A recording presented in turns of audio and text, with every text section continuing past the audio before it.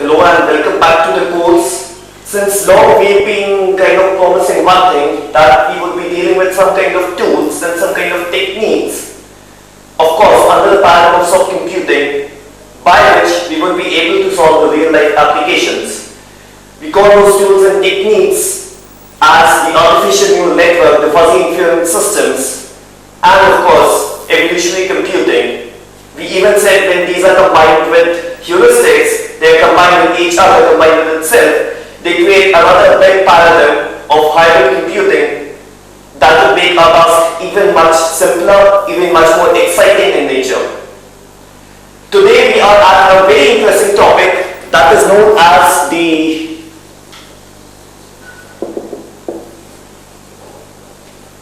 artificial neural networks. So the point of concern here are three important words: the artificial, neural and networks. What neural means is that we try to take some kind of inspiration from the neurons that exist in our brain. We try to take inspiration from these neurons, which are like highly parallel processing agents. We do not take a single neuron, but we take an entire network of them. So what you can at this very stage interpret is that there will be some neurons that will be like all parallel in nature and connected in some kind of networking architecture. That is what the name suggests. And we are not dealing with anything apart from applying artificial intelligence to systems, what is ultimately inspired from the natural intelligence. So we call them artificial neurons. So what would happen when we make an entire network of artificial neurons is what we would be dealing out here at this stage. So again I see that we deal with soft computing that is inspired from a natural computing. In this case, the human brain. Now imagine how much the brain is able to do. Imagine the mammoth of calculation that the brain is able to do. All the wonderful things that we do out there in your offices, in your homes, they are being centrally processed by one element, one entity inside your body that is known as the human brain. Since we are dealing with neural networks, we say that the basic intention is that if we can get any functionality inspired from the biological brain into the machines, can we impart some amount of brains inside our machines so that they are able to think and act on the same lines as our brain does. Now of course, because of a mammoth of constraints regarding data, regarding time, regarding computation, regarding cost that we discuss in normal lectures, because of that we will not be able to exactly take in an artificial brain, but that is what the motivation lies. So the very fascinating nature of the human brain led to many people from multiple disciples actually decipher into it, actually try to decipher the brain, actually try to go deep inside the brain and try to find out what is it that makes the human brain so special, what ultimately resides inside the brain. Because humans are too much excited towards anything that is mysterious, and the human brain happens to be the biggest natural mystery. Had this mystery ever been solved, we would have been able to make robots that were exactly similar to humans, or probably even far better. So this very intrinsic nature among the scientists to decipher the human brain, to look inside the human brain, led to the conclusion that anything possible within the brain is because of a set of agents that are similar to each other and they are all in parallel nature. They are a series of agents that do some kind of basic computation and share a lot of information, pass a lot of information. These unit agents, these unit systems that reside right inside the human brain was something that came to be known as a biological neuron.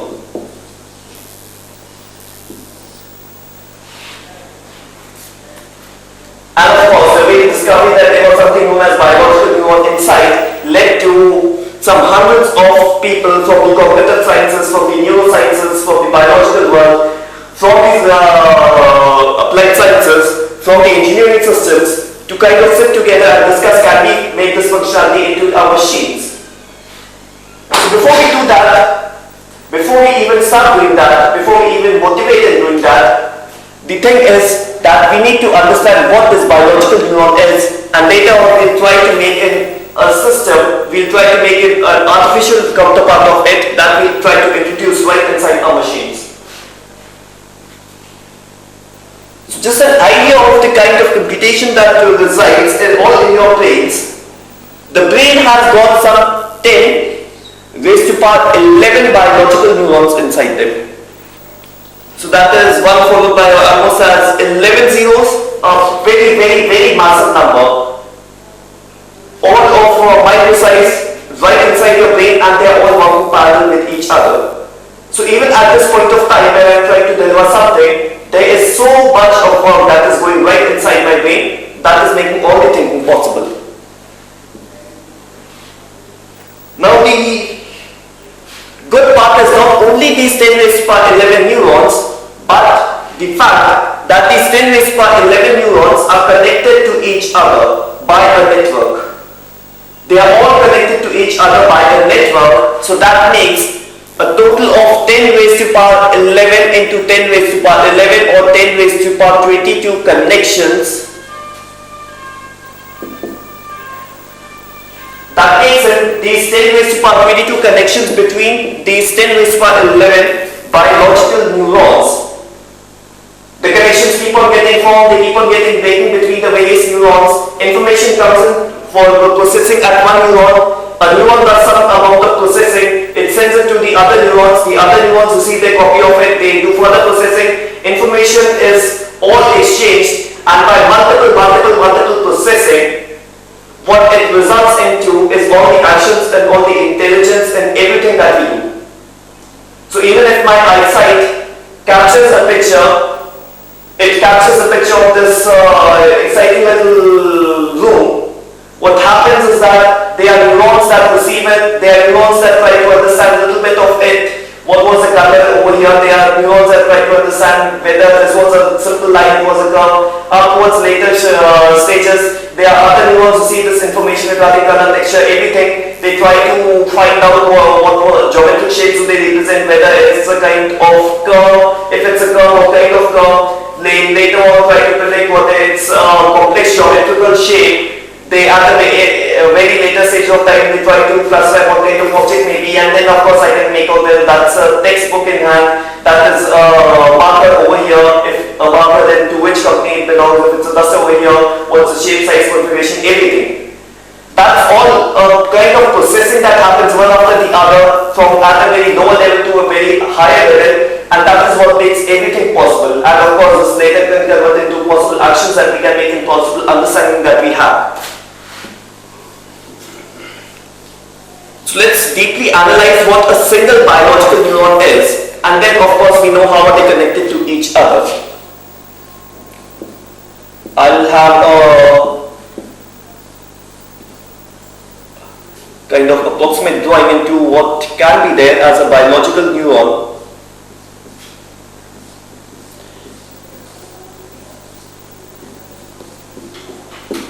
And of course there would be some receptors over here. So there are something known as dendron that receive the information. Information in this case, because we are dealing with brain, is in form of some electrical signals,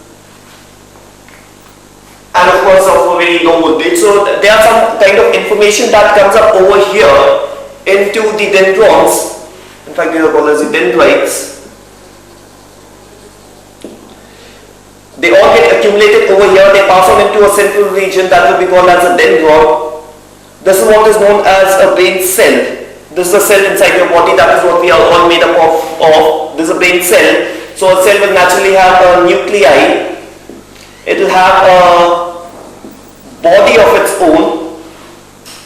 This collective information when received by all these dendrons and the dendrites, they pass on over the cell. And of course, as you know, the cell is nothing but sodium and potassium ions that have a kind of concentration difference into them, and that is what further modifies this information because there is a difference in potential. So there will be some kind of non-linearity added to the electrical signals that come up over here. Whenever I deal with biological neurons, electrical signals are something more than that to me. They are a source of information. The measure of the electrical signals can probably to me mean a lot of information that maybe anything that I was talking about, right from colors to shapes to textures. Now once this information gets passed on over here, it gets collected over here, it gets modified by some kind of non-linearity, my kind of basic processing by a unit brain cell is over. A kind of basic processing is over. It goes on for distribution at the other nuclei. That would again be a cell body, a cell nuclei, a cell body, some dendron and some dendrites. They are received by something known as a synapse, which are kind of regulatory agents. They kind of regulate the kind of information that they receive or the electrical signals that they receive, and that's all a very complex nature consisting of multiple neurons all connected to each other, and that is what makes the entire network of 10 raised to power 11 neurons and 10 raised to power 22 connections, something very, very complex, and that is the history behind the brain. Of course, I do not have to delve upon into what all the humans can do, but this is what happens. It's mammoth of computation. Now imagine the kind of computation you are going through. It is shared collectively by these 10 raised to power 11 neurons inside the brain. So the kind of computation that is required at a single neuron is very less. It's very, very less. We all get actions within a few, might be even milliseconds and nanoseconds, that we are that fast into our reflexes. Now imagine whatever time it takes to process the entire information in any manner, that is being shared simultaneously by 10 raised to power 11 neurons. There are so many neurons working parallelly in nature, everybody works together. So that's why the time taken by the neurons is highly less. The time taken by brain to react to any kind of processing, either big or small, is very less when it comes apart to our artificial systems. Now whenever I say this, there is a kind of basic neuron with this kind of functionality. One of the constraints that we can still realize is that we can never have some 10 raised to power 11 computer systems that will be all connected through LAN wires or something through some 10 raised to power 22 LAN wires. And of course the communication cannot be as fast as this. The computation, when the electrical signal that gets passed on to one neuron to other neuron, is definitely the least amount of time. Our systems can at the moment not touch upon this much amount of time. We've got some high networking overheads. What we do is that we only take in a basic inspiration from it, and we try to replace the word biological by the word artificial. And whatever follows is everything that will be done on a single system, and we'll try to see if we can model it and a neuron based on the lines of a biological neuron. So now an artificial neuron, what is it taken to be is something that will have a set of input and an output. So let me say these were the inputs. It was I1, I2, I3 up to IN, and this is what the output is. Let me say the output is O. This is what is known as the artificial neuron, and there's some amount of processing that is done over here. Ever since we started making this kind of system, there was a need required for an additional input whose functionality we'll see at a later stage of time, but this is called as B or the bias.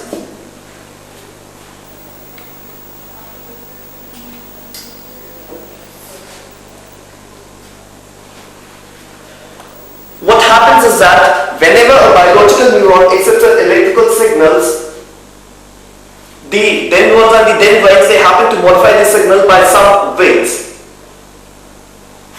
And therefore we get the concept of weights. Now remember, I1, I2, I3, In are some real numbers, O in some real number in our case.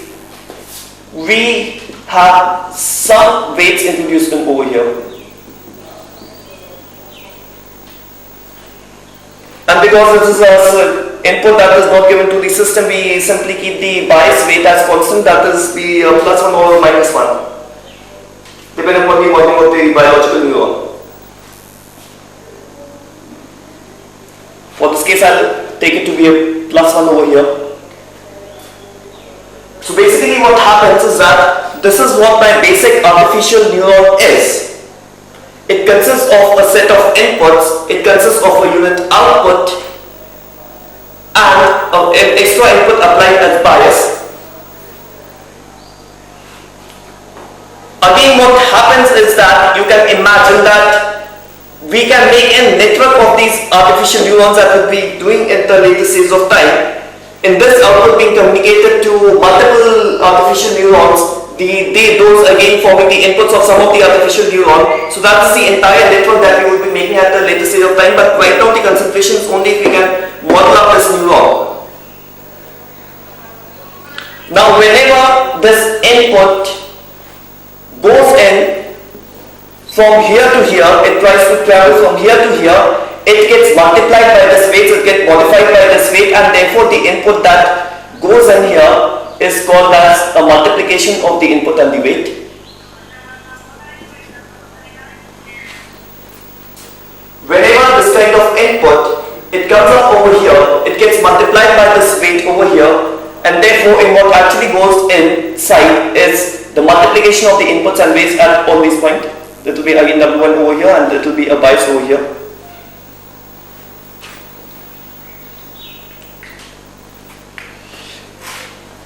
As was the case in which the nuclei was trying to change in this system, it was adding some kind of nonlinearity into the system, again the use of which we will be seeing at a later stage.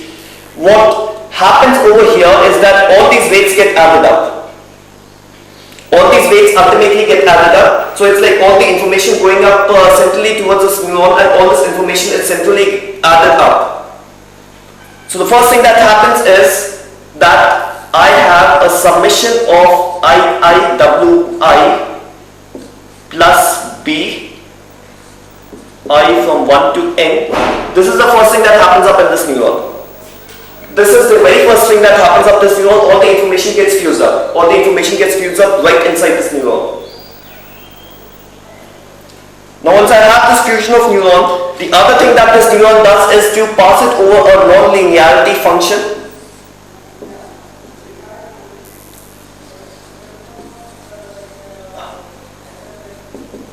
And that is what is known as activation function. Of course, not always is it that we would be taking a non-linear function, sometimes we even take in a linear function. But this is what is known as an activation function, that based on whatever input it is given, it tries to modify it, and that is what exactly gets produced as the output of the neuron. So when all this information is fused together, I pass it over function for some kind of modification into it, and this gets returned to me as the final output of the system. So the complete picture of an artificial neuron, based on this understanding that first the information is getting fused and then the information is getting passed over some function, I split it up into two parts. The first part would be called as this, where the information fusion takes place, and the second part where the modification takes place. And therefore I draw in another model of the artificial neuron. I say that there are n number of inputs, I1, I2, I3, I4. There's a bias over here, let me say In, there's a bias over here, let's say the weight was 1. There's a summation that happens, in the output that happens, my Y equals to summation I equals to 1 to N, Wi, I, and of course there's a bias that will go up from here that will also get added up. So there's summation that happens over here, and this thing gets passed on by an activation function. And that's what produces the output. So output is, this is the stage 1, this is the stage 2, where it's f of yi or f of summation wi xi ii plus b, I1 to n. This is what exactly is the neuron that we would be talking about. This is what is the neuron that we would be dealing with, and an extensive one over this neuron in trying to various types of activation functions is what gives us a complete picture of a complete network that we will be dealing with later.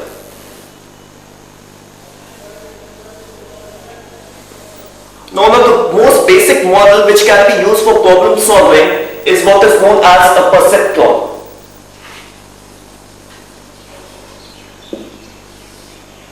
One of the most basic kind of system that I can use for some kind of problem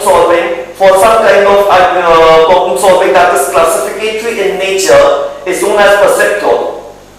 Now, perceptrons are able to classify any input into one of the outputs. Perceptrons are able to classify the input into one of the output. How I model up the perceptron is something simple. They are simply a single artificial neuron. So I'll apply some input I1, I2, In. I'll apply a bias over here. There will be a summation that will happen up over here. And based on whatever output my input produces, there is an activation function over here. My O is the class to which belongs. I simply say that if my Y is greater than 0.5, I give my output as class 1, and if my Y is less than 0.5, I give my output as class 0. So that's a binary classificator in nature. It can try to tell you whether the output is 1 or the output is 0. So that will be the most simple kind of system. Again, this function is what is the activation function in this. So a formal way to write it that if x equals to 1, if x is greater than equal to 0.5 and 0 otherwise, if I use this activation function, I can have a very simple system that will be able to classify the given inputs into one of the classes. Of course, there will be some weights over here. This is the most simple kind of perceptron that I can have. And of course, if you look at it, that if I had some kind of mechanism, a learning mechanism in which I could fix in W1, W2, W3 and Wn, my entire, and of course the bias B, my entire system would be up and running, doing some kind of classification. So we've dealt with two issues over here. One was the bias and one was the activation function, the use of which is more or less not defined over here. That is what we would be dealing up, and we again taking the motivation of limitations of the perceptron that encourages the use of perceptrons in a much better nature for advanced level of problem solving. So what happens, I say that let my input be only 2.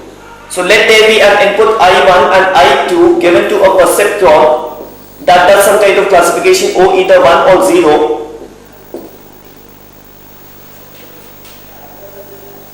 And let me say that I have some kind of database, so I will have some kind of known inputs and outputs.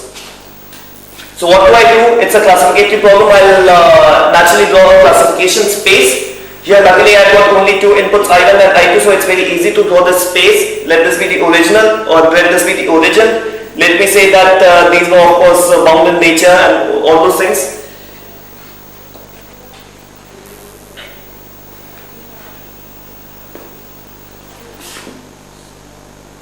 I have introduced the term of bias over here. Right now I only assume that based on summation Wi xi,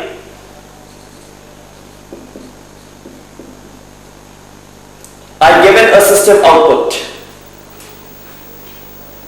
Let me say only on the basis of summation I given some kind of output to the system.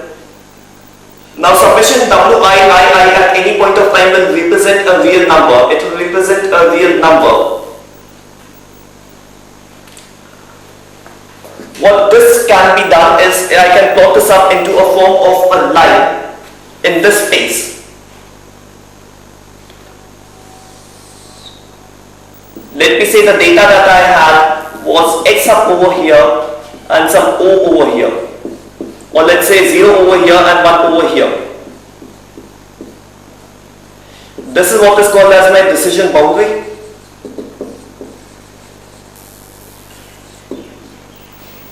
Let me say this was the scenario and the purpose was to try to find out the decision boundary as we know from the problem of classification in nature. Now what Bayes does is that it tries to move the decision boundary up and down, because I know if my decision boundary would be here, this would not be the solution. If my decision boundary would be over here, this would not be the solution. So ideally I need to move up the decision boundary. This is what I do by when I control in a perceptron by the term of Bayes. W1 and W2, they denote the slope of this line. Now remember that my actual function is that whenever Wi is greater than 0.5, it means that I am saying that it lies on one side of the decision boundary, and whenever it's less than 0.5, it lies at the other side of the boundary. And there's a plus B here because I've already introduced the term Bayes over here. So Bayes will make this line go up and down in order to make classification easier. Weights, they can be positive, they can be negative. So there is no constraint on weights over here. They can be positive or they can be negative. Both of them will try to change the orientation of the line. They will try to rotate this line for better classification, because again a line could be like this and a line could be like this. They try to rotate this up for better classification. So that is what the weights do, that is what the Bayes do in a single perceptron. That is a very basic kind of classification.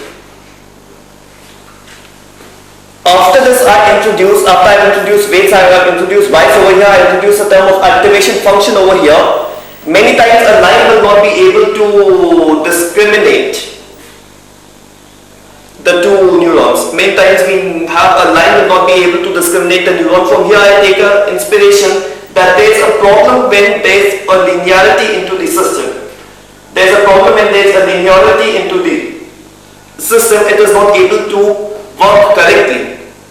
So let me take another problem. This was a very hypothetical problem that I took of x and zeros, or class 1 and class 2 as per this notation. Let me take up the Zorn problem.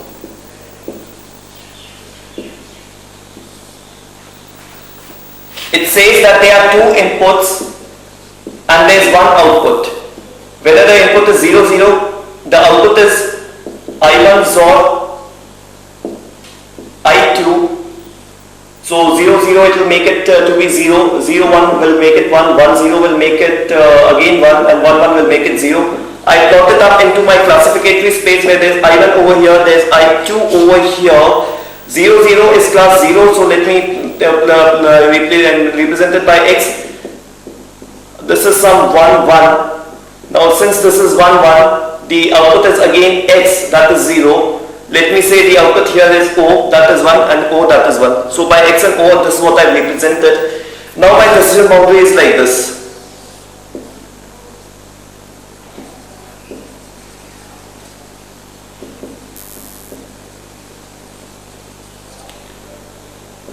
Which in some sense can be said to be that the threshold output that I received, it was greater than 0.5. Then the point will lie inside, and if it's less than 0.5, it will lie this side. Or something like that, opposite that, if it's less than 0.5, it will lie inside, and if it's this curve, and if it's greater than 0.5, it will lie outside this curve. So that's what I'm trying to predict. Now since I have assumed that the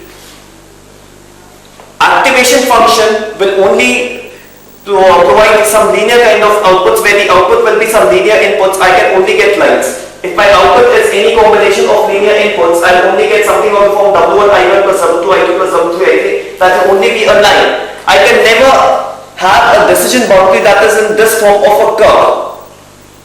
And of course, this is one of the various problems in which a line may not be able to separate, a line may never be able to separate. So therefore, there is a need to add in some kind of non-linearity.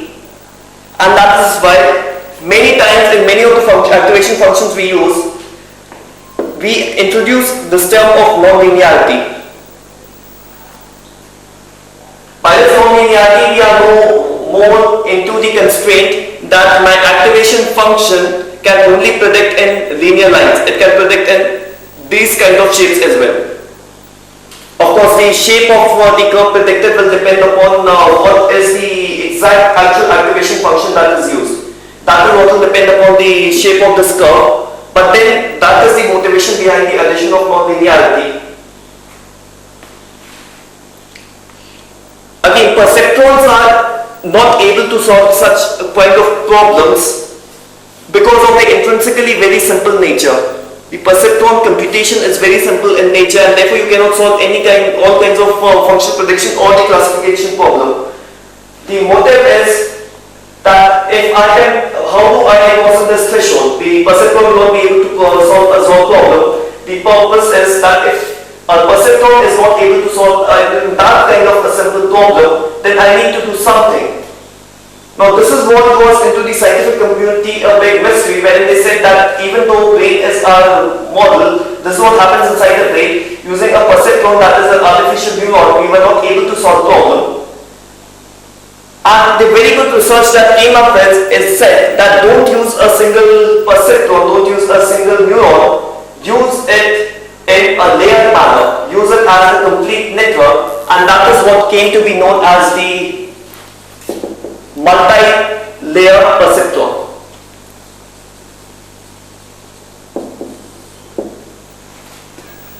That is what came to be known as what we today know as the multi-layer perceptron, or the MLP. The artificial neural network I'll be referring to as the ANN, and sometimes even the NNs, and the multi-layer perceptron as the MLP.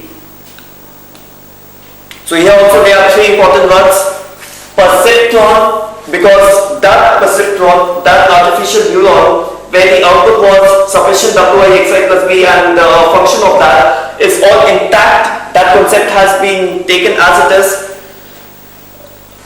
They are always in a layered manner. They are always multiple in number, so there are multiple of them, and they are always arranged in a layered manner. Now, when we were dealing with the natural counterpart, we said everything connected to everything, so all connections architecture. Here we are introducing the word of layered mechanism.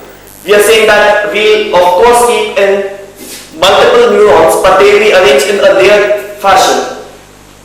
Now again, the inspiration is the same, that whatever we produce is in a layer form of layers. It's in the form of step-by-step iterations, where there is some premature computation, where there is some higher level of computation, where it's still higher level of computation, up to and until we reach the highest level of intelligence. So as we reach from the lower layers to the upper layers, in any kind of information processing that we do, the intelligence it increases. There is an intensive increase of the intelligence from a lower level to a higher level, and that's what we'll exactly do out here. So let me draw in what probably can be a multi-layer perceptron.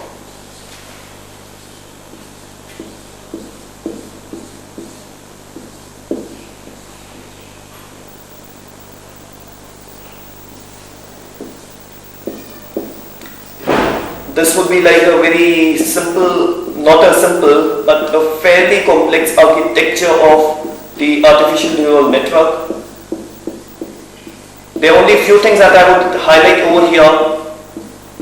Those form the basic terminology of the entire neural network.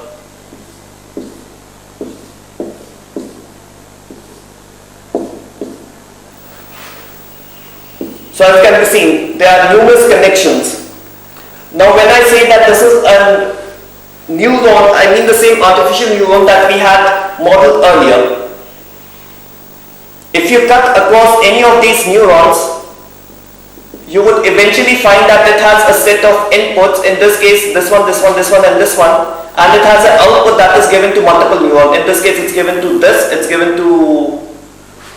not given to this. I'll model it up slightly better. It's given to this, it's given to this. So it's output going and being replicated into two. So any neuron that you cut out in this space will have a definite set of inputs and an output. And of course, as you can see, this gives its information to this neuron, this neuron gives its information to this neuron gives its information to this neuron. So whatever is the output of this neuron is the input for this neuron, whatever is the output of this neuron is the input for this neuron, whatever is the output of this neuron is the input of this neuron, and therefore layer by layer all neurons start working. The input is applied over here. So let me say my input is this.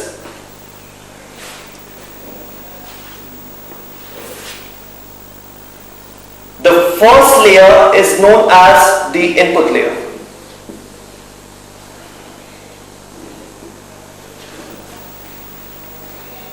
Because it does nothing, it just takes the inputs and gives it to the concerned neurons of the next layer. There is no processing done in the input layer, that's why it's called as a passive layer. So it's passive in nature, it's not doing any kind of computation, it's just taking the input and it's giving the inputs to the forward neurons. It's just passing the inputs to the concerned set of neurons that have connections from here to here. Any of these are what is known as the connections. And when I say connections, I mean that they have weights.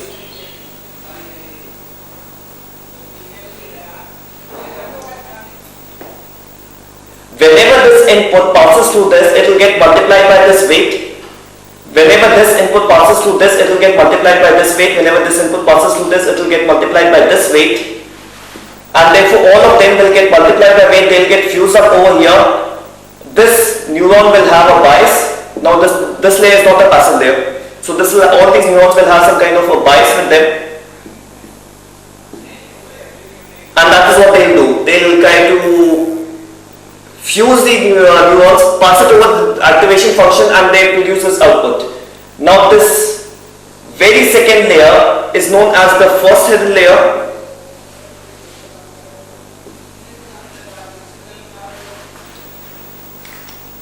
Why is it called as a hidden layer? Because the user who's towards the end using the system, he only knows about the inputs and the outputs. He does not know whatever lies in between. You have to present the neural network as a black box. So he only knows you give it some input, you get some output. So he is not probably concerned in what lies in between. That's why this is known as the hidden layer. This is known as the second hidden layer.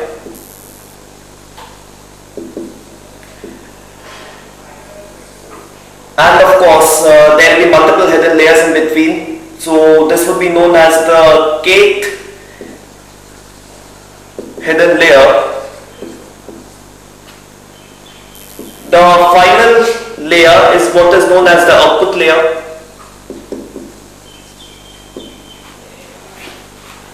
And this is what produces the system outputs.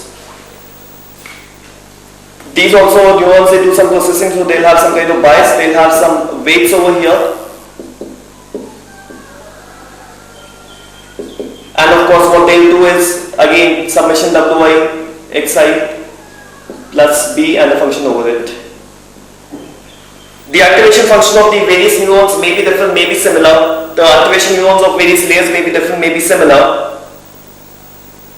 Usually there is a change when we change in the layer, there may be a change of the activation function across the different layers. But each neuron is working independently of each other only on the basis of information sharing that is passed from one neuron to the other. So very basic kind of idea in how this entire architecture would work. You apply some kind of inputs over here, they go to the inputs layer, the input does some kind of distribution. Whenever the information is directed from here into this network architecture, there is a multiplication of weights. They all get fused up at these neurons. Each one of them uses its own set of inputs, uses its own set of bias and uses its own set of activation function, produces some output. So probably all these of them simultaneously produce some kind of output based on whatever they were input. In whatever output this layer produced, this is given to the various neurons over here. So if there were 1, 2, 3, 4, 5, 6, 7 neurons over here, there were 7 outputs produced by each of these neurons. These neurons pass on the information over here. This layer collects all those information, those from the inputs of these neurons over here. They further process it using their own bias, using their own connection weights that exist here. They again produce an output that goes to this layer and finally to the output layer that gives in the final system output. Now the system over here had 4 inputs and 2 outputs. That's also part of the problem modeling. that is a part of how we actually model up the entire problem. It has 4 inputs and 2 outputs. So this would be a little difficult to understand. It's a complex architecture, but what ultimately matters is that every artificial neural network will have an input layer, it will have one output layer, and it will have none or more hidden layers in between. If it does not have a hidden layer in between, it's a simple perceptron. If it does not have any hidden layer, it is nothing but a simple perceptron. If it has hidden layer, there can be 1 hidden layer, there can be 2 hidden layer, there can be 3 hidden layer. Now because of so many constraints, any real-life system that we work upon, any neural network that we normally work upon, it's just that we make use of a single hidden layer or at the max 2 hidden layers. Normally we do not go up that far where we keep on adding the hidden layer, because addition of a hidden layer means adding a lot of complexity. It's a layer-wise computation. If I have 1 hidden layer, I can only solve in basic problems. If I have 2, I can solve in many complex problems. But then we know that there is a problem of curse of dimensionality, because of which addition of complexity means intensive data requirements, intensive computation requirements, what we are presently unable to feed into these systems. So let's, for simplicity's sake, take in a very simple architecture of the multi-layer perceptron. I say that there were 3 input neurons, let's say 2 hidden neurons, and let's say 1 output neuron. There was I1, there was I2, there was I3. Let's say this was the architecture, and this, and this, and this, and this. Let me say the input applied was 1 over here, was 2 over here, and was let's say 3 over here. Let me say that this is the input layer, this is the passive layer. Let me say the weights of this was -1, this was 2, and this was 3. Let me say these weights were 1, 0, 1, -1. And let's say this was 0, this was again a weight of -1, this was a weight of 1, and this is the output. I'm taking more integers because it will be easier to work over with the calculations. Only for this problem. I'll again have some bit of bias. Let me say the input layer does not have bias, it's a passive layer, it does simple passing. And of course it will not have weights as well. This is the input layer, it will not have weights.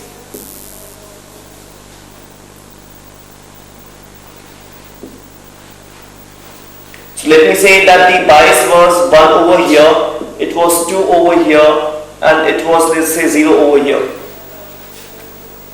Every neuron will again have an activation function. Let me say that the activation function is simply fx equals to x. That is called as the identity activation function. Again, only for simplicity of calculation, we are assuming that the activation function is fx equals to x. Immediately after this, we will see in what all the different activation functions can be. So when I apply an input 1 over here, 1 gets over here, it gets in here, 2 gets over here, it gets in here, 3 gets over here, it gets in here, 1 gets traveled over here, 1 will go travel over here. If I look at this neuron, what will happen, let me call as a neuron A. For the neuron A, the input is 1 over here, and it has got another input that is here. So an input 3 over here. It's 1 from here, it's 3 from here. The weight of this neuron is 1. The weight of this neuron is -1. It's 1 over here and -1 over here. So it will do some summation, and fx equals to x, activation function, and it will produce its output. So basically that will be 1 into 1 plus 3 into -1, and that is equal to -3 plus 1 -2. A -2 gets over here and a -2 gets output. So the output produced by this neuron is -2. Similarly, consider this neuron, let's say neuron B. For the neuron B, it can be seen the input is 2 over here, the input is 3 over here, this has got a weight of 1, this has got a weight of 0. I guess I forgot to add a bias over here, so there's a bias over here, there's a bias of 1 over here, that will make it plus 1, that will make this output as minus 1. And of course this will get minus 1 over here. So considering the neuron B, it has a 2 that is applied over here, it has a 3 that's applied over here, a weight of 1 over here, a weight of 1 over here, a bias of 2. So summation will make it 2 into 1 plus 3 into 0 plus 2, that will make the output 4, and 4 gets here, 4 gets output as here because the identity input function. So there's an output of 4 that is produced up over here. Now I have processed this layer which I had only to, which was a parser layer. I processed this layer. Now I go to this processing of this layer. The output neuron, let's say C, it has got one input over here. That was a minus 1. It has got one input over here. That was a 4 over here. This weight is minus 1. This weight is 1. I've got a bias of 0. This is the summation part, this is the activation part. So it will be minus 1 into minus 1 plus 4 into 1 plus 0. This will make it 5. 5 will get out over here and 5 will get out over here. So the final output produced will be 5. What this structure gives in our output will be 5.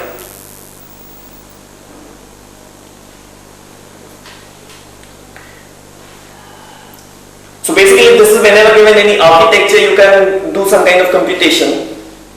Even for this simple structure, we have to do so much kind of computation. That's what exactly happens in the artificial networks. The size is of course much larger. It's all connected. Normally, I did not have this connection. I did not have. I had all the other connection only for the sake of simplicity. Many times we take an all connections approach in which every neuron of n layer is connected to all the neuron of the other layer.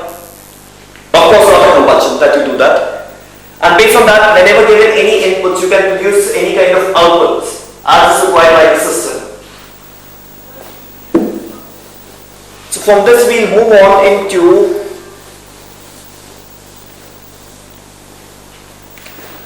the activation functions that exist.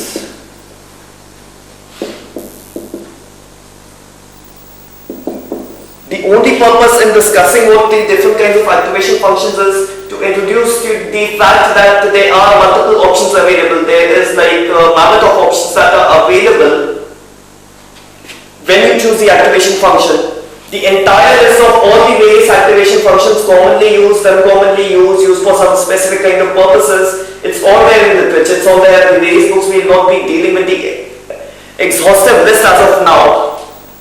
But just to give in some kind of example, what I can say that the activation function can be fx equals to x, that is called as a linear activation function.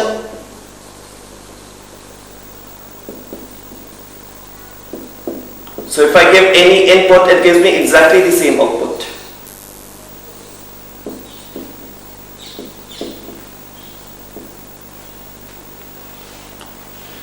I can have an activation function that says fx equals to 1 upon 1 plus e raised to the power minus x, which is commonly known as a sigmoid activation function.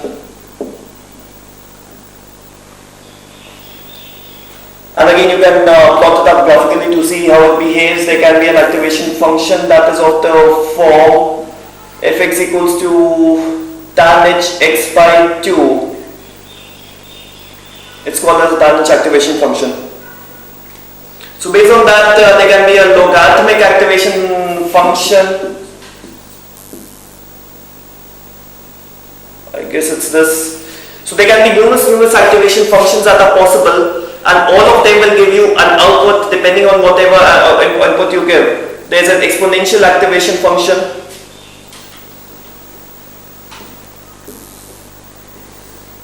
You give it some input, you get some output. They can again be some hard limiter output functions. They say fx equals to 1 if x is greater than some threshold, and then 0 if x is less than this threshold. These are normally used for some kind of problems where you need to give in some discrete kind of outputs as defined outputs. So in sometimes whenever the task is of binary classification, where the output can be a 0 or a 1 or a -1 or a 1, we use such kind of activation function at the output layer. So we say that if it's greater than some threshold, you say that the output was 1. If it's less than that, you say the output was 0. Now one thing that you would normally be surprised, sometimes the activation function rises, sometimes it's dropped. So what is it? So do we need to actually, I'm trying to make it a neural network. Is it that I need to find out that what the activation function would be based on is the system increasing or is the function decreasing? If it decreases, what happens? The answer is no. That you do not, you can in most of the time take any of these activation functions. What happens is that the weights and the biases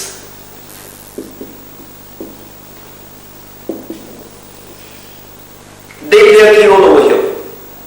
The weights and the biases, they play a key role over here. Now it is said that I as a human being and you as a human being, we have the same number of neurons and the same number of connections. If you copy the connection weight of each of the neurons that is in my body to each of the neurons that is there in your body, you'll think exactly the same as me, you'll have exactly the same understanding as me, your brain will be exactly the same as me. Into the neural networks, we say that two neural networks are same if they have the same architecture in terms of the number of hidden layers, in terms of the number of inputs, in terms of the number of outputs, in terms of the number of neurons as each of the hidden layer, and they have the same weights and the same biases. So if you were solving a problem of biometric recognition using some kind of neural network, and I was solving the same problem using some kind of neural network, you take in some inputs and outputs, I take in exactly the same inputs and outputs, so the number of inputs and the number of outputs are common. If your neural network has exactly the same weights and biases and the neural network architecture as my neural network that I make, we both solve at exactly the same problem. Whatever you do with each of these neural networks, the output will be exactly the same, and that can be guessed when weights and biases ultimately denote.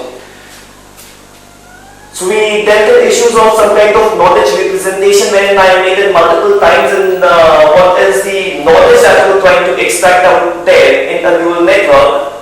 These weights, biases and the neural network architecture is exactly the knowledge base. This exactly is what is known as the knowledge base of a neural network. This is what the ultimate goal of a neural network is. Now we are into the problem where we showed in a multi-layer perceptron. Now if to this multi-layer perceptron, if you given any kind of input, you are guaranteed to get some kind of output. The same weights would get multiplied, it will go pass on, the bias would be applied, the information fusion would happen, the non-linearity would be added, the system will go from one layer to the same layer in a similar manner.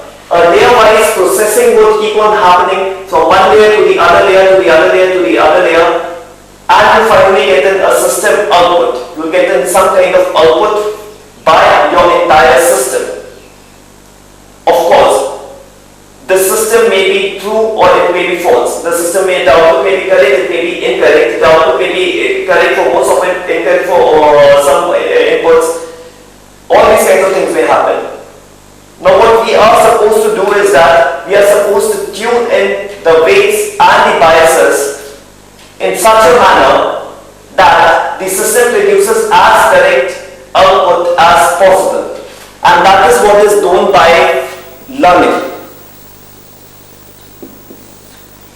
In learning, what I try to do is that I try to arrange these weights and biases. I try to tune in these weights and biases. I am trying that these weights and biases are set up to such a value that my system gives me as correct output as possible. And the task of tuning these weights and biases, that is all that we need to do now, is done by the process of learning.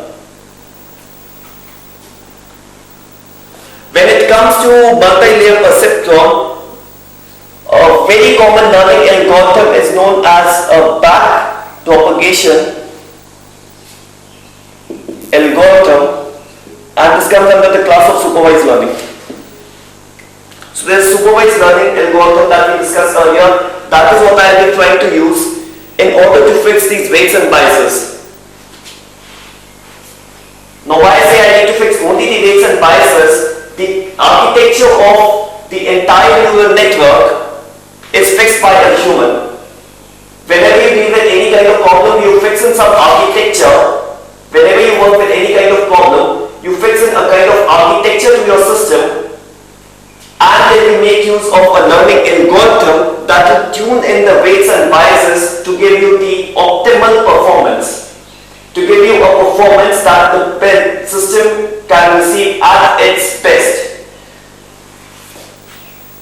So we look into what this learning is all about. We look into the entire paradigm of problem solving using the multi-layer perceptron when given this learning. But the point that was being made was that if my function increases like this, if my activation function is kind of incremental like this, the weights might automatically take in positive values. In contrast, whenever my activation function in place of this is this, the weights might normally take in negative values. So if in the same network you apply this kind of activation functions and you see the weights getting positive values, in contrast if you apply this activation function, you might eventually find out that the learning algorithm has already tuned in the weights to negative values. So more or less we are not concerned as of how this tuning selection of the activation function can be. But of course, anything that you do has a lot to impact to the system. The number of hidden layers, the number of neurons, the activation functions, the number of inputs, the number of outputs in a broader sense, they all impact the system to a great value. It's unknown how do we do that. And that is where the entire problem of problem solving comes in. That is where what the entire problem of working with neural networks is. We'll straight away go into the concept of learning from now, and from here on I'll do another little thing. I'll say that what I have already done is that I have made an artificial neural network which whenever given any set of any inputs produces a set of outputs based on the biases, weights and biases. So let me forget the complex architecture right now. Let me say that the architecture has already been fixed to something. I had a problem to solve. I knew the inputs, I knew the outputs. I fixed it by some other means, by some intelligent technique. By some means I fixed out all that could have been done. Now what I'm supposed to do, I'm supposed to, for any applied input, I'll automatically get an input. I apply some learning to fix these weights and to fix these biases. Now again remember the concept of supervised learning. I'll pass on my entire database to this ANN, get the output, note the errors, use the learning algorithm to fix these weights and biases, again apply the input, again get the output, subtract it from target, use a learning mechanism to fix these weights and biases. Whenever the weights and biases remain same, my output will be exactly the same. Any change in weights and biases will produce a change in the outputs. So that is what I am now supposed to do in fixing to this weights and biases using a supervised learning scheme. From this we'll move on into what are the various kind of parameters into the learning algorithm. We'll try to find out all that is there, how is learning effective. We'll take in a broader course of view where we'll try deep into the depth at the later course. Into the next lecture we'll look at how this learning happens and what is the motivation behind this learning.